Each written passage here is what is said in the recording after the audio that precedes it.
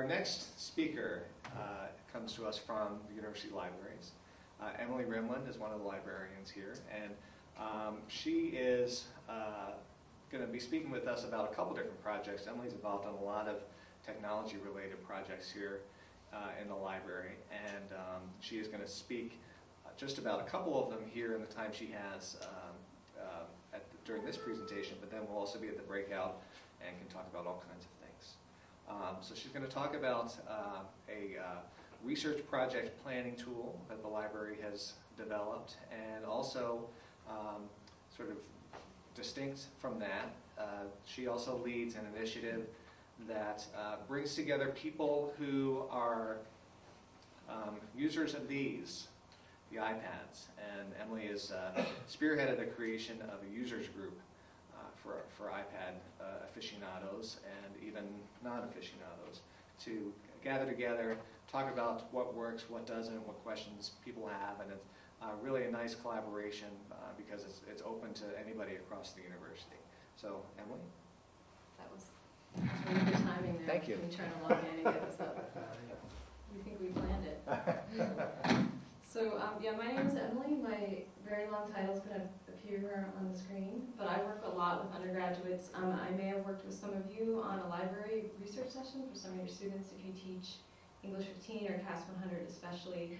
I'm the library liaison to the CAS department, so I work with that group a little more closely, but I may have encountered some of you in other ways as well. And I'm a proud liberal arts Penn State graduate, alum. So I wanted to just point out that if you want to follow me or the libraries, the Twitter information is on there. We'd love to have you as a follower. And like John said, I have a kind of mixed bag today, but I'm just going to present two right now, but I have other things that you are welcome to stop by the table in the breakout sessions and talk to me about. So the first one is something new that we just piloted this summer, and it's called the Research Project Calculator. This is not super glitzy or fancy, but it is very practical. And I'll demo it to you in just a moment, just to give you a little bit of background information. It's a really simple, step-by-step model for helping students navigate the research process. What it basically does is allow them to enter a due date for when their assignment is due, and then it breaks it down into steps and kind of puts it into milestones for them. So it helps them not only with time management, but also information literacy as well. So they have the emails sent to them as reminders saying like, hey, you should be working on your draft by now, or you should be doing the citations, those kinds of things. You'll see those in a minute. It lets them make their own notes along the way if they want to, or share the assignment with other people in the class or other friends. So we had over the process of implementing this, we had 3 interns, student undergraduate interns, tell us they loved it, that anything that we can do to help students with time management is always well received by students. So I think this will be really helpful to them. And we have 80 users in the system right now. We're really going to go and advertise it now that the fall is here. So we tried it over the summer. And this is the link where you can access it if you want to not note it. It's tinyurl.com/researchprojectcalculator. It's not that small of a URL, but it's a little more easier. It's easier to remember than what it is otherwise. Or you can go to the library's homepage and just click up at the top in the blue section, the main heading that says research. And then this is given as one of the links on that page. So that's 2 ways you can get to it. And this is this does require web access, so you'll have to do that.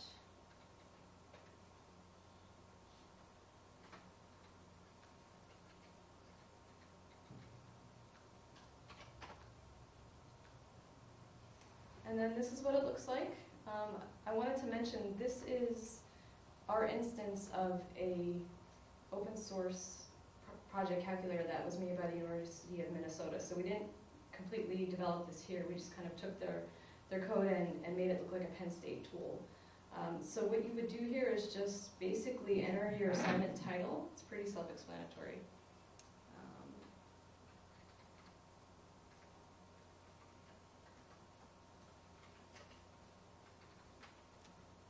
You can change the due dates. I'm going to pretend like on the fairly typical student, make this due in 2 days. Then you can assign what class it's for. And you'll see right down here we have just one type of assignment right now, a writing assignment that involves research, which is a fairly generic type of assignment. But we are welcome to adding different types of assignments to this. So if you have a special assignment that you'd like to use the research project calculator to do and are willing to write up the steps involved for breaking it down, we would be happy to enter that into this as an option for students in your course to be able to use it specifically for that type of assignment. So if you're interested in doing that, you just need to contact me and let me know that you're interested in that. So you would just choose this type of assignment, click create, and then this is what it does. It breaks it down into, in this case, we've made 10 steps, and there's a student suggestion, there's also a teacher's suggestion. So I'm not totally sure if a student would see that. I'm an administrator on this, so I'm not sure if students would see the teacher side. I'm guessing that they don't. But this is what it looks like for me since I'm an administrator. And we've broken these steps down further into basically an outline that they can follow, links to more information, tips for how to write a draft, how to do citations, all that type of stuff, places to start your research. So it's pretty simple. And then what you have the option to do is just edit this.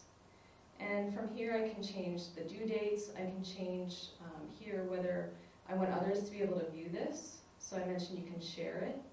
Once you do that, it gives you this link that you could send to other people to share this assignment.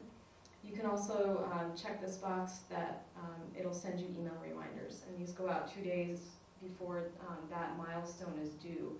And it just basically gives you the step, the text from the step that's going to be due in 2 days. Just letting you know, hey, you should be working on your rough draft and be doing these steps at this point in time. So it's pretty simple.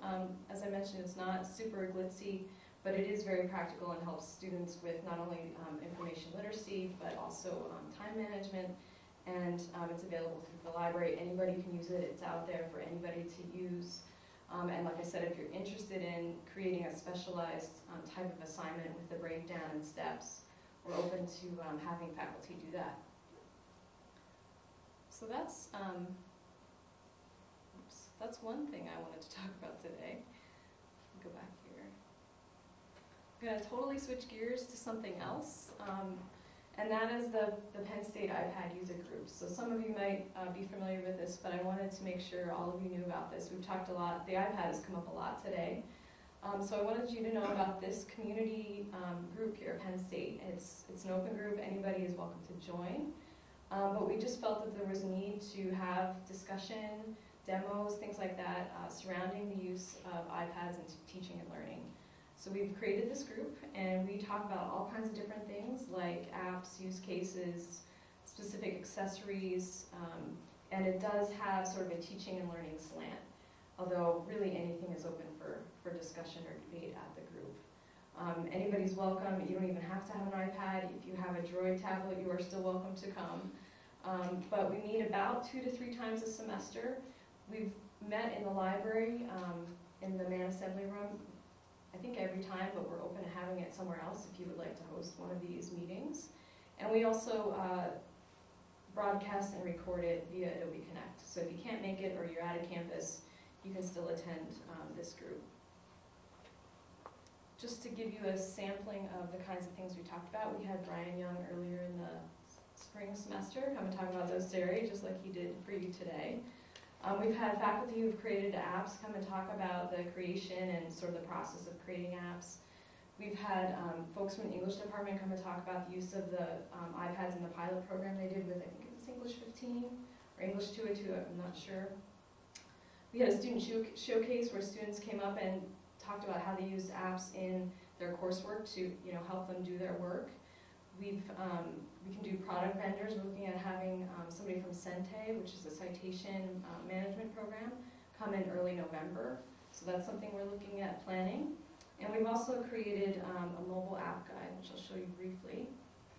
And these are just a collection in different categories of different mobile apps, which includes droids in this case, and how you might use them for scholarly work. So we've limited the focus to things you might use for coursework, teaching, learning, research, things like that, and just provided, a quick sampling of things that we like and have used and seem to be pretty good products. So again, I'll also invite you, if you're interested in writing a review for this app guide, we welcome having you. If there's something you're really excited about out there, please just contact me and let me know that you want to write one of these reviews, and I'd be happy to get it on this page.